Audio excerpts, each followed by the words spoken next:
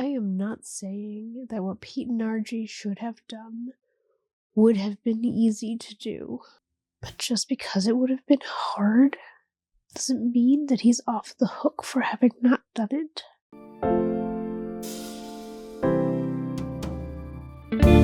Welcome to Perverted Justice. This is not just a story. It's a call to action for integrity and radical honesty, in spite of personal cost. Now here's your host, Shielagh Clark.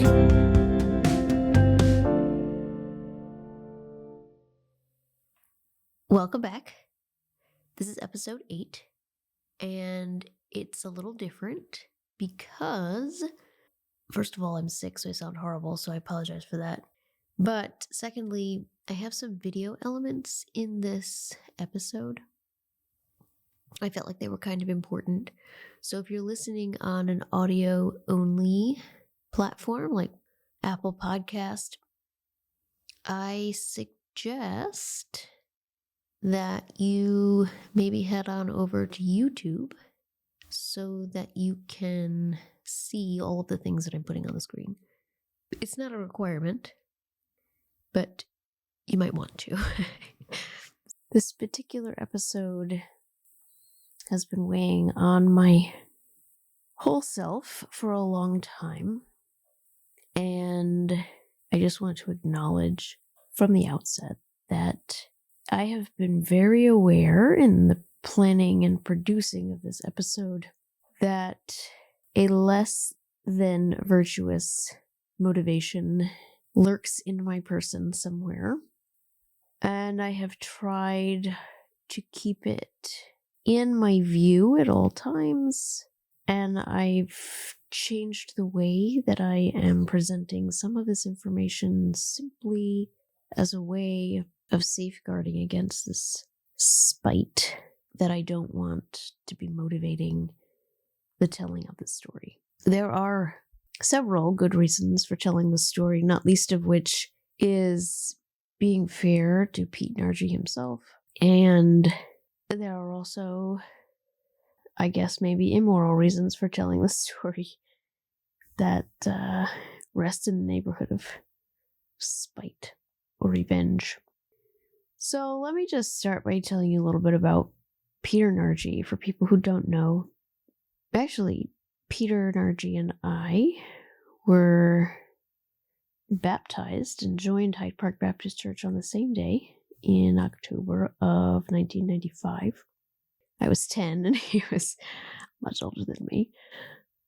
But he became Sunday school superintendent at Hyde Park in 1998, if my memory serves me correctly, and then he became children's pastor sometime after that. Then in early 2001, Richard Fitzgerald left Hyde Park Baptist Church. He had been the associate pastor who was also serving as youth pastor, and Weaver took over the youth group for a while. There was a spell there where he was teaching the principles of a Christian family, and he also taught Revelation. And then sometime after that, Pete Nargi became youth pastor, and his responsibility expanded to include everyone under the age of 18. And after my abuse was exposed in 2005, Pete Nargi's role changed again. Weaver left. Buccio, who had replaced Fitzgerald as associate pastor, became senior pastor, and then Pete Nargi became assistant pastor. And I'm just going to be honest with you right now, I don't really know what the difference between an associate pastor and assistant pastor is, and I'm calling him an assistant pastor out of respect for his insistence that that is what he was, because in my mind, it feels like some very slight reduction in maybe responsibility or culpability, and it is in keeping with a pattern that I've picked up on with Pete. I think one of his main defenses seems to be that he had no power. And he was just at the mercy of whomever was in charge at the time. And I think that's, I think things that maybe I shouldn't say out loud. But for the sake of being fair to Pete Nargi, I will call him assistant pastor. So he was assistant pastor from 2005 through 2013, when he left to become senior pastor of Netherwood Baptist Church until, I believe, 2023 or something. I don't know what other people's church experiences are like, so I'm trying to be clear that Pete Nargi was very involved. He was, I believe, very sincere in his efforts.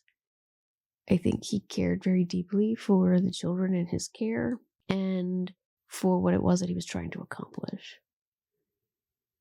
His door was always open, and I stopped in to say hello to him regularly while I was at the church during the week. I would stop in his office on my way to Weaver's office. He'd give me a hard time about whatever. And both Pete and Lori were very important people in my life. Lori is his wife. They were very important people in my life as a teenager. I loved them. And to be at odds with them has not been an easy thing for me. I would love to wake up tomorrow and our problems be resolved. I would love to find us calling each other friends again someday. I've thought a lot about how best to do this without being too confusing and also being fair. I've also thought a lot about whether or not it's my responsibility to jump through all these hoops to be fair. And I've decided, with my mother's voice in my ear, do wrongs don't make a right. So I'm going to do the right thing regardless of whether I was afforded the same. So in 2020, my complaint was filed. The Mid-Hudson News reported, as I've already mentioned. And what was reported was it included a little extra phrase, changed the meaning of what was actually said in the complaint. And this is not the reporter's fault. I mentioned a couple episodes ago that I read the complaint a million times and I asked for language change. And I think something that I did not appreciate was the opportunity for miscommunication in the gaps between the words. I was focusing so heavily on the words that were used, I was not paying attention to the gaps between words that would allow for misinterpretation. So when I'm reading, my brain is filling in the gaps because I know the whole story.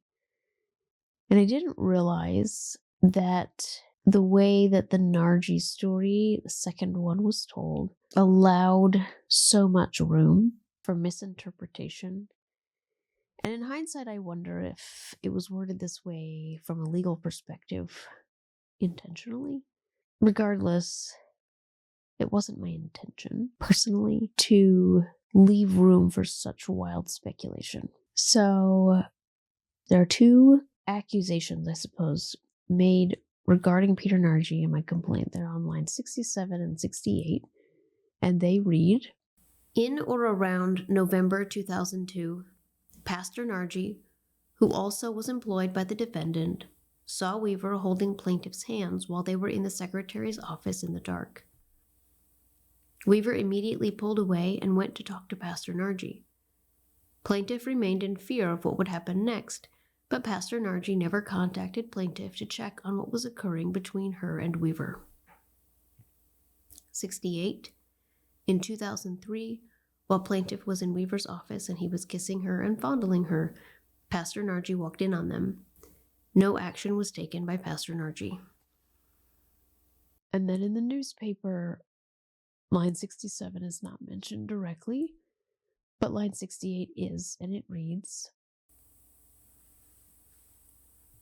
"During one instance, when Weaver molested the victim in Hyde Park, Clark says that another church employee, Pastor Nargi, walked in as Weaver was groping her, and rather than intervening, he left the room." And just that one little extra phrase, and rather than intervening, changed something about the story that I want to clarify. It suggests that Pete Nargi walked in. Weaver's behavior did not change in reaction to his presence, and Pete Nargi just allowed for that behavior to continue as he walked out of the room. And I'm going to tell you the whole story rather than beat around the bush. But regardless of the presentation in the paper or the presentation in the complaint, Pete Nargi knows what happened that day, and rather than clarify or take the opportunity to tell the whole truth, he decided to take to the internet and publicly call me a liar. And not just call me a liar, but use God's words to call me a liar. And this was really disconcerting to me. And then what followed was just a series of verses calling for my destruction to facilitate their protection.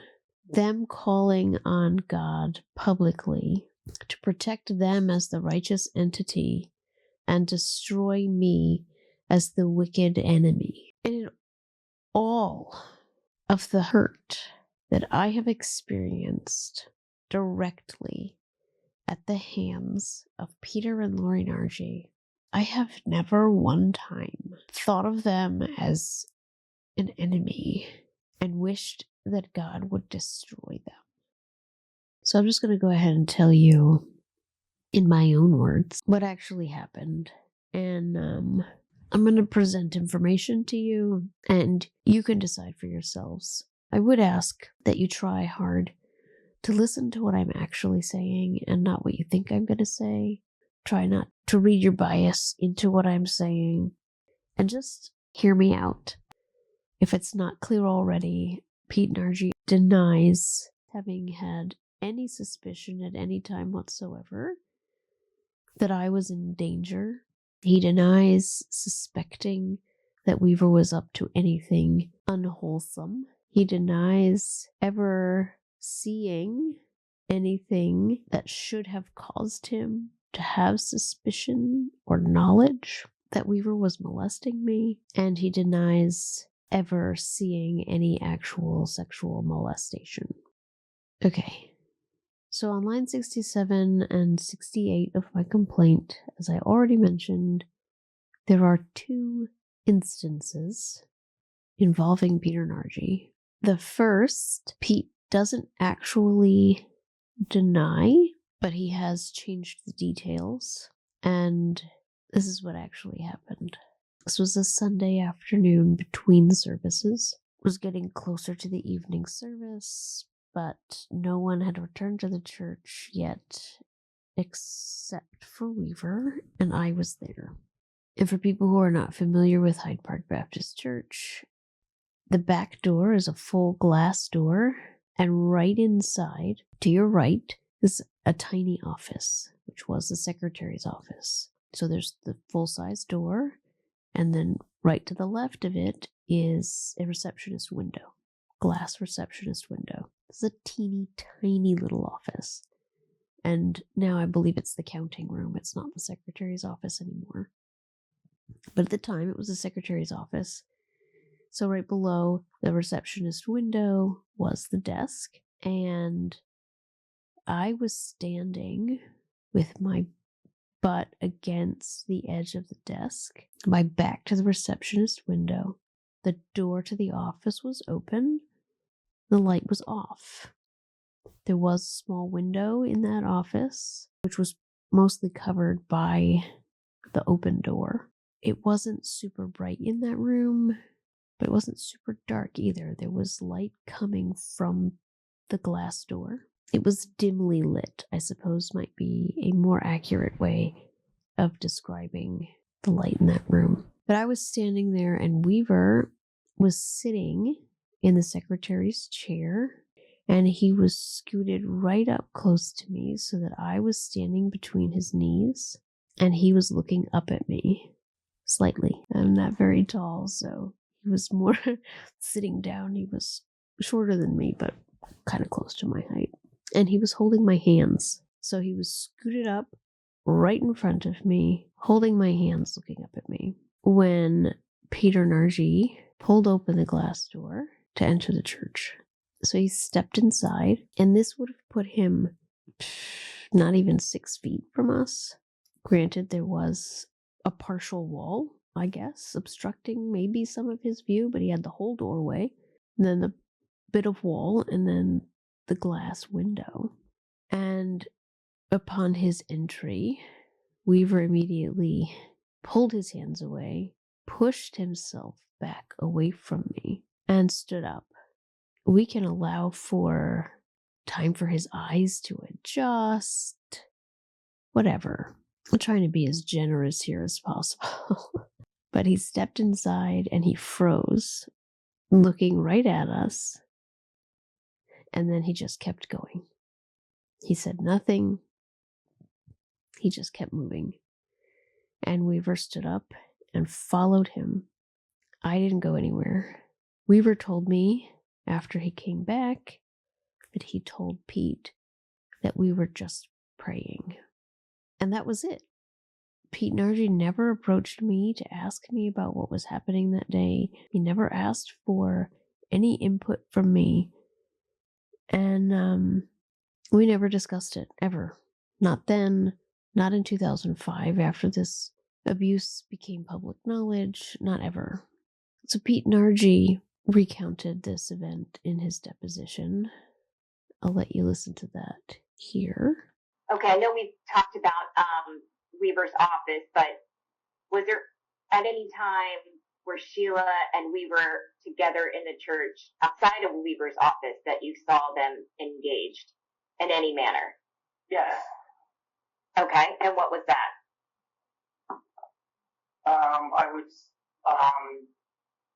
I remember seeing them in the secretary's office. Okay. Do you recall when that was? I believe it was a Saturday afternoon. Or the year. Do you remember the year? No, absolutely not.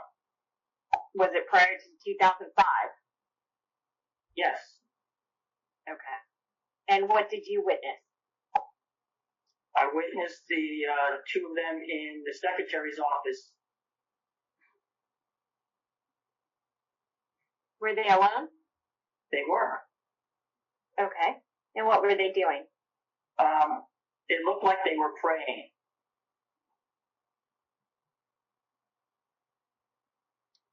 They were praying together alone in the secretary's office?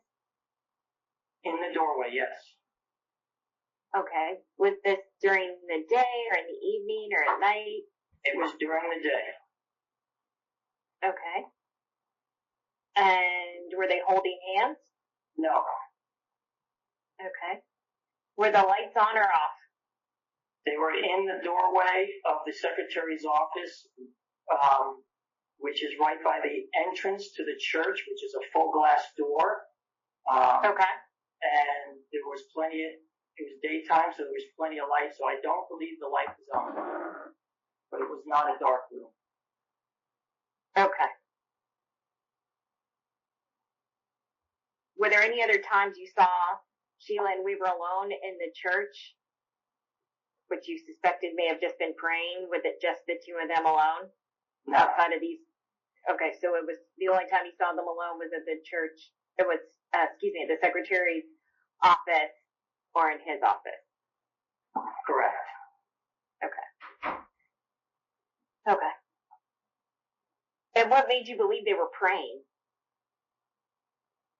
He was sitting down, she was standing up. It looked like she was ready to leave. Okay. And I asked him. What did you ask him?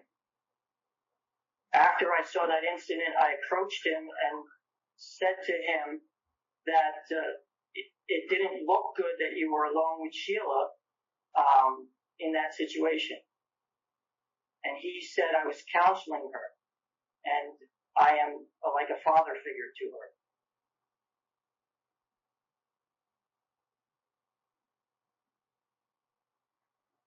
So you had said it didn't look good, but still at the time you didn't have any suspicions that he was being inappropriate, even though you mentioned to him this didn't look good?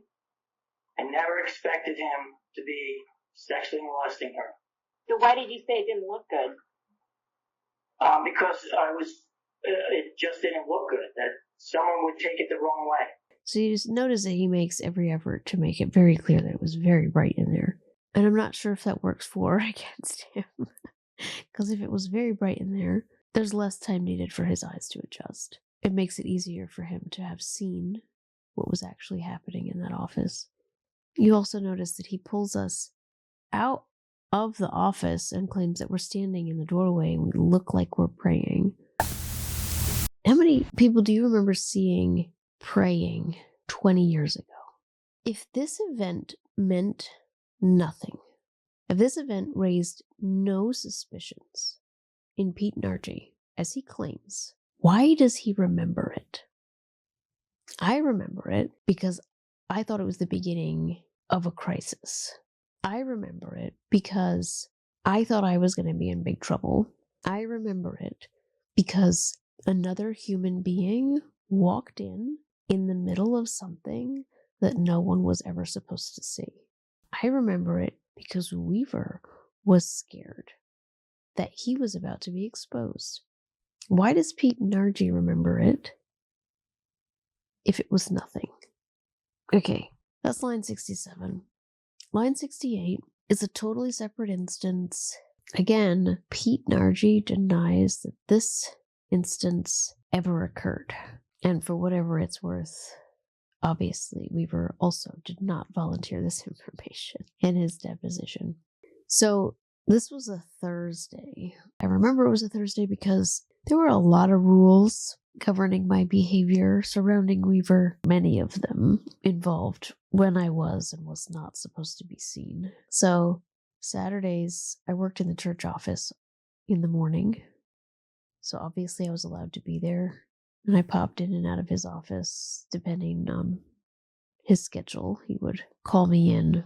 He would print things on the printer in Diane's office so that I would have to bring them to him. And the sports ministry was usually going on outside during that time frame. So people were in and out of the building. And I was over in Diane's office. He was in his own office. And he was careful to orchestrate whatever he wanted to have happen. Sunday, obviously, Sunday morning, Sunday evening, I was there. And usually Sunday evening, I had instructions to wait for him somewhere in the church, whether that was in that stairwell just around the corner in the dark, in his office in the dark, in his bathroom, in the sound room, in the baptistry. Mondays were his day off.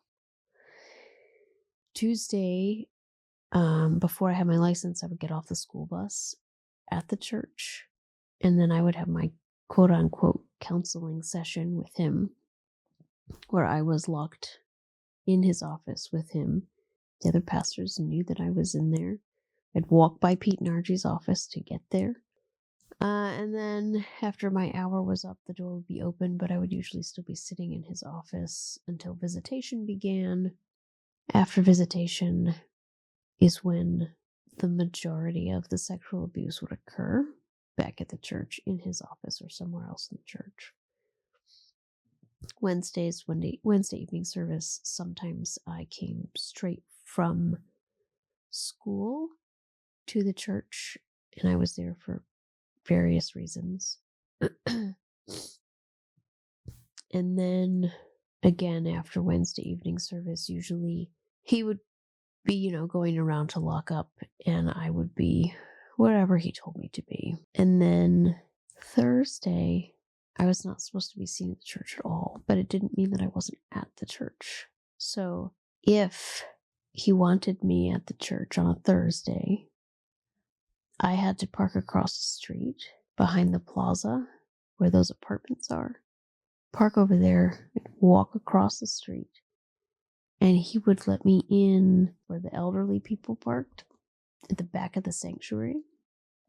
He'd let me in there and either lock me in an attic until he was ready for me, or usher me straight through the choir room into his office. So he'd leave his office door open. He'd lead me through the choir room, and then he would wait until the coast was clear and tell me to go to his office. At which point I would either, be molested or be stored in a bathroom in the bathroom in his office. But it didn't mean that I wasn't there on a Thursday. And this particular day, I had been ushered through the sanctuary into Weaver's office, and Weaver shut and locked his door, but it didn't get shut all the way. So the handle was locked, and the door was technically closed, but it wasn't latched. Of course, Weaver didn't realize this, so I'm going to show you. I made this episode video just so that I could show you this. This is me walking into Weaver's office in 2003. Okay, so the door straight ahead is the choir room. Then we turn the corner into his office, and you'll notice his office door, and then his desk, and that door behind his desk is the bathroom. It's his bathroom, his private bathroom. So on this particular day, he was sitting, leaning with his butt against his desk, with his back to the door, right here. And I was standing between his legs. Okay? So Nargi came to the door, and he knocked. And when he knocked, the door moved because it wasn't latched. So I saw the door move. Weaver heard the door latch slip off the metal, and the door started to open. Well, Weaver moved his chair, opened his bathroom door, pushed me in, and closed the door most of the way. I think it was still open about 6 inches. And I was standing directly on the other side of the door, kind of in the corner to stay out of the line of sight from the opening of the door. So Pete Nargi walked in, asked for a book that he was looking to use for his Sunday preparations. Weaver gave him the book, and then Pete Nargi stood there. I don't know for how long. It felt like forever, saying nothing, and then he left the room. Weaver shut the door all the way, and he came back to the bathroom, and when he opened the door, his face was bright red, and he said he kept looking at the bathroom door. So, in my 18-year-old mind, I thought that surely, if Pete Nargi had seen enough to know, he would have done something. But just like the other incident when I was 17, he never said anything to me. He never followed back up with me. He never anything. When I wrote my timeline in November of 2019, I said, I don't know if I got in without being seen. I'm not in Pete Nargi's brain. I don't know exactly what he saw. However, I told you that in February of 2020, I received another cache of documents from Mike Green that included letters written in 2005. And to say that what I'm about to tell you was a shock to me would be an understatement. So remember, my timeline is already prepared, submitted to the police department, submitted to the attorney. Fast forward to February, I get copies of letters, 2 of which have statements suggesting that Pete Nargi had admitted to walking in on us in a compromising position. Yep, Pete Nargi had said that my pregnancy was not a surprise to them because he and Buggio were aware of inappropriate situations prior. I was left out of that conversation in 2005. I remember standing on the back steps of the church shortly after disclosure, and Lori Nargi insisting to me that they didn't know. I was never made aware of this larger fight that was happening, where Pete Nargi was being accused of knowing. No one ever asked me. But here's the excerpt from Mike Green's letter. To say the least, I was shocked and hurt when I found out about it. I was also shocked when your current pastors told us that they were not surprised that this happened. It is sin for your pastor to say or imply that innocent men are guilty of a situation that he himself was not surprised about. He was not surprised because he was aware of inappropriate situations prior, but did nothing about it. And here's the one from Cynthia Kennedy. After this whole thing with Shielagh came to light, Pete and Pastor Buccio both acknowledged that they had foreknowledge about Jonathan's sin and did nothing about it. Pete admitted walking in on Jonathan and Shielagh in a compromising position.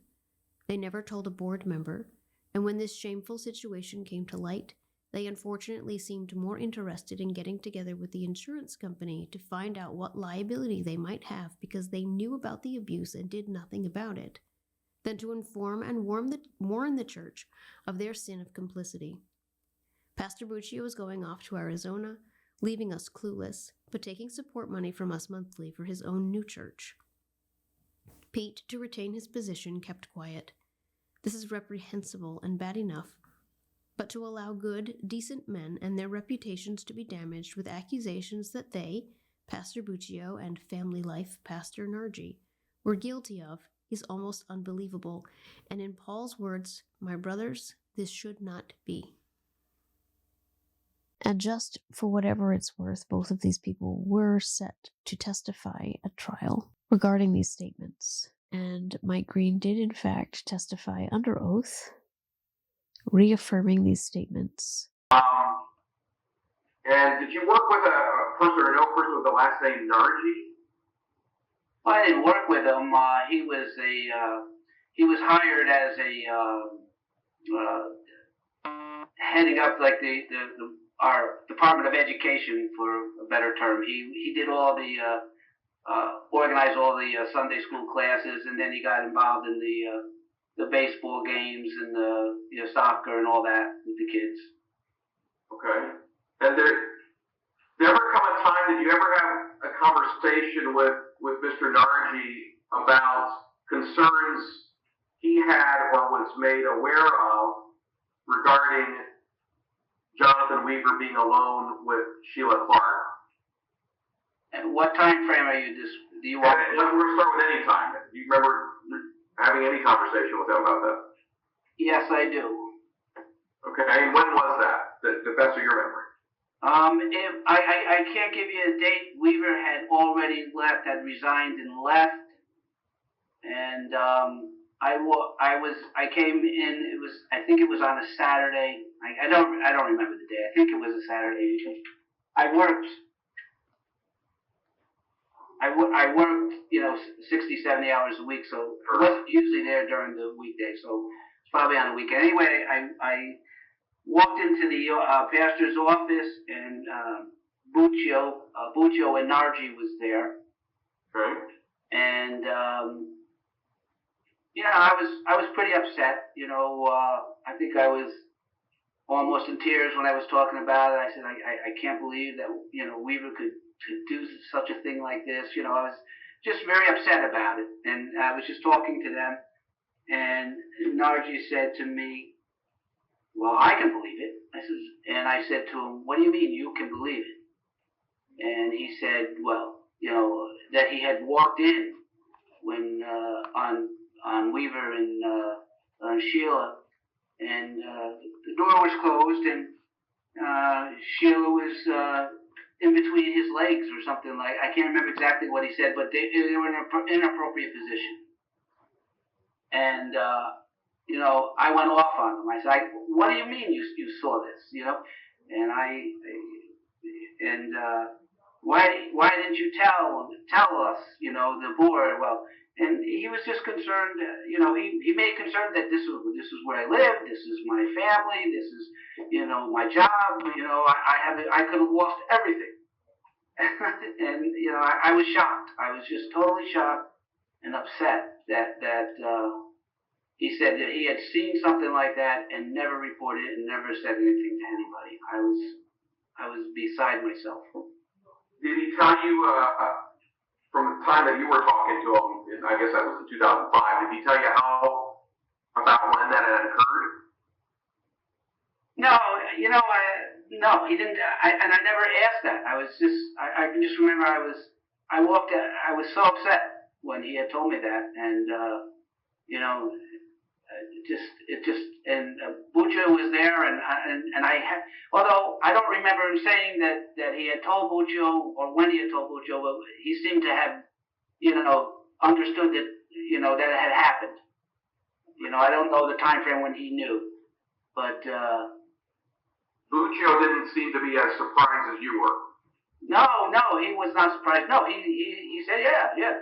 He was agreeing with what Nargi had saw. Okay.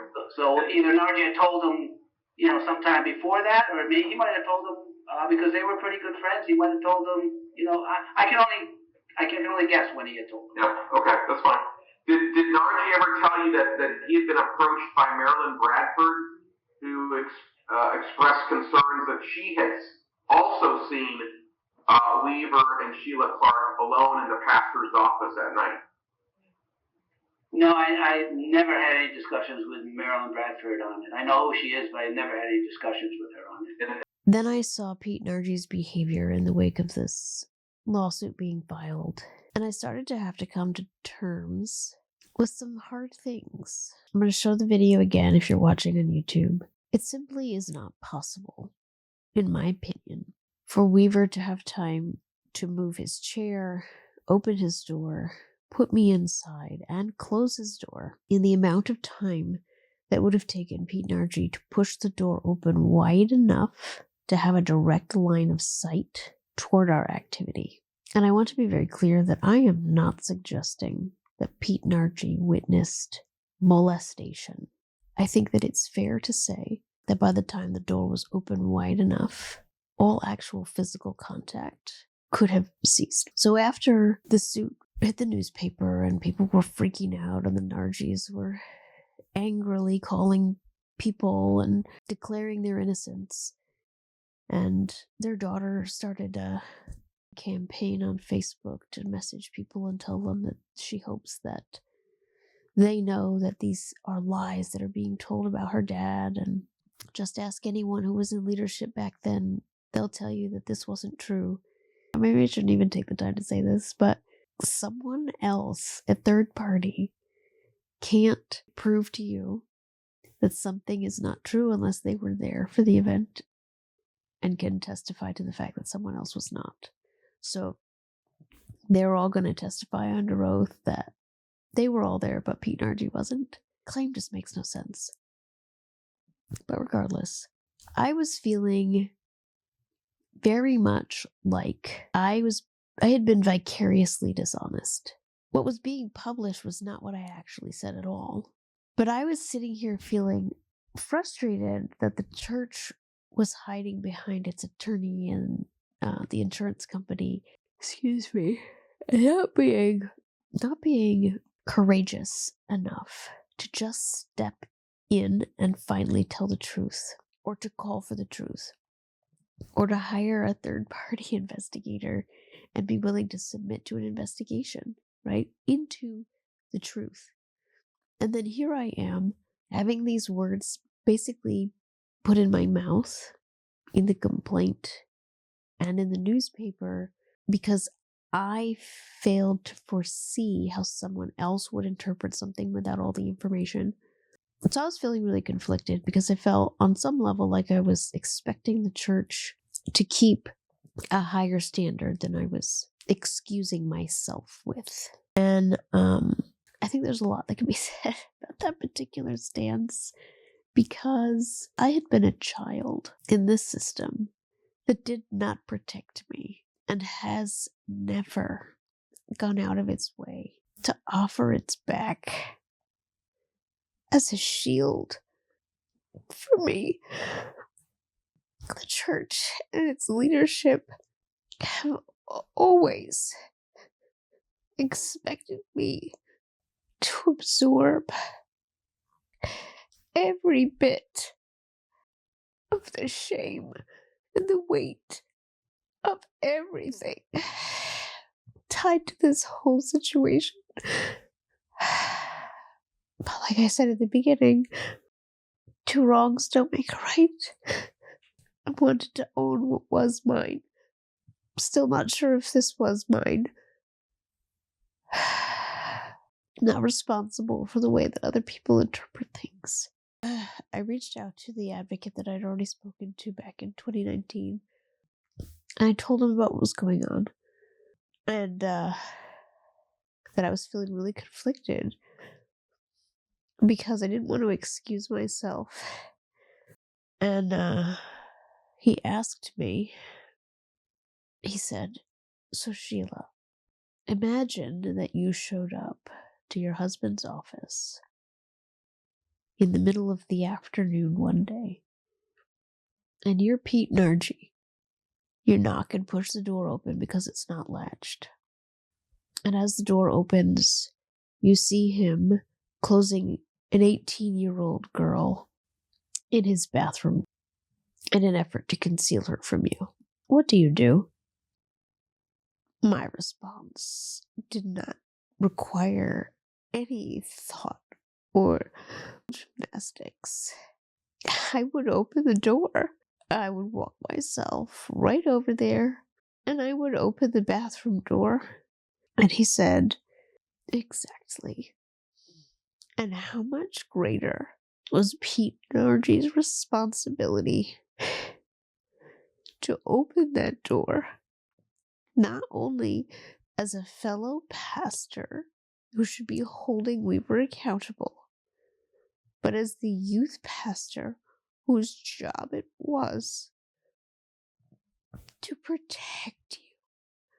Sometimes I think that all of my effort to protect people, to find reasons or excuses for the way that they behaved, is some kind of armor to protect me from having to recognize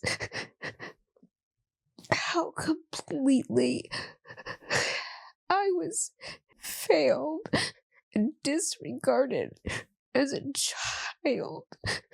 And I have a lot of sympathy for Pete Nargi's position. You will never hear me say that Pete Nargi was a bad person, or that he acted with evil intentions, or that he wanted to see me harmed. I think that Pete Nargi had valid concerns for what would happen to him if he spoke up. I don't think that that's an excuse, but I do think it's a reason.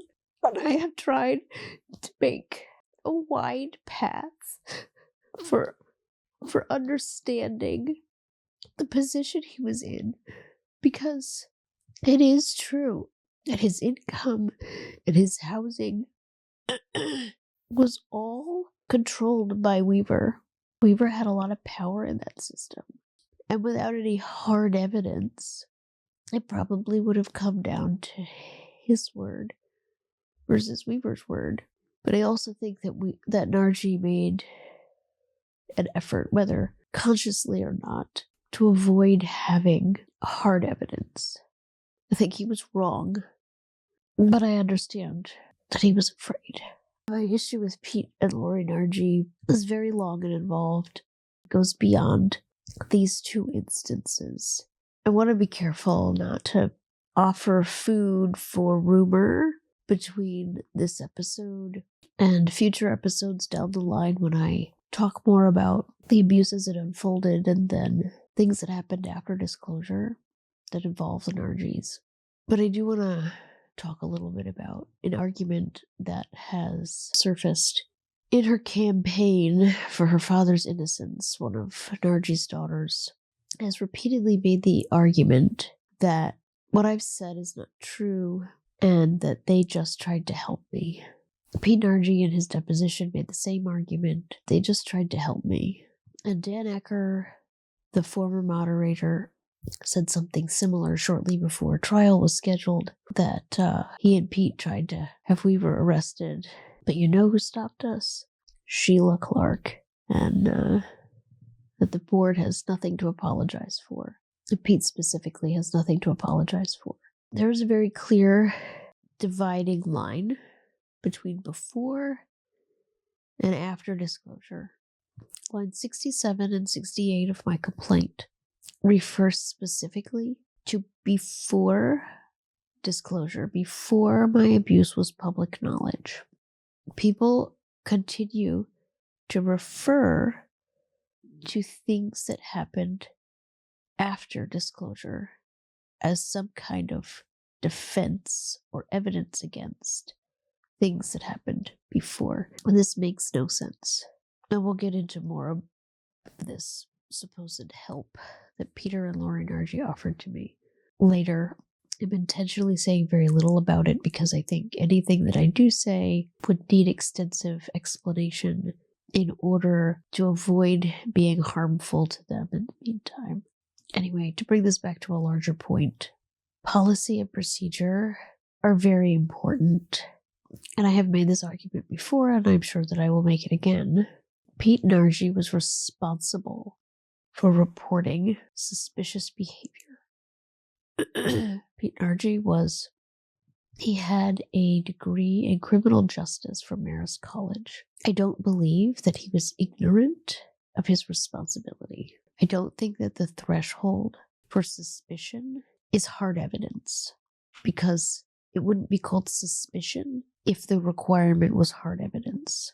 And Pete Nargi repeatedly insists that he was only concerned for Jonathan Weaver's reputation. He didn't like the way that it looked for Weaver to be spending so much time alone with, quote-unquote, a lady, because of how it would look for Weaver. And he claims that he was never suspicious, never suspected that something about this situation might be harmful to me. Never mind the fact that it was his responsibility to protect me and to be concerned for me. But in his statement to the insurance company in 2005, Pete Nargi admitted to confronting Weaver on several occasions over the past 4 years. It might say 3 or 4 years, I'm not looking at it right now, about how it looked for Weaver to be spending so much time alone with a lady. In 2005, I was 20 years old. Pete Nargi's going to point back 4 years. I was 16 years old. I was not a lady. I was a child.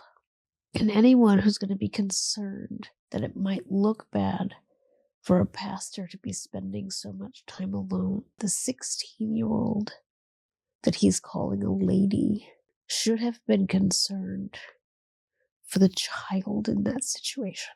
It was Pete Nargi's responsibility to be concerned.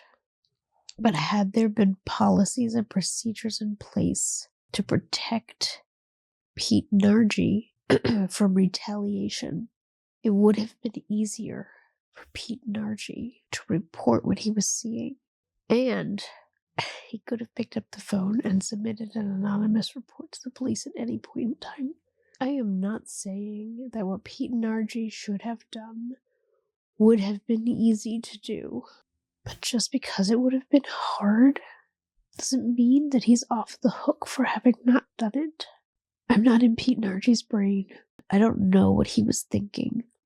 But I believe that Pete Nargi has valuable insight that he could be adding to the conversation about how to protect children. But until he's willing to tell the truth, we'll never hear it. Only Pete Nargi knows exactly what he saw that day. If your community is dedicated to fostering a safe and supportive environment, connect with Grace, Godly Response to Abuse in the Christian Environment, at netgrace.org. Grace's mission is to empower Christian communities to recognize, prevent, and respond to abuse effectively. They provide vital resources and training to help churches understand the complexities of abuse and adopt effective prevention policy and trauma-informed responses.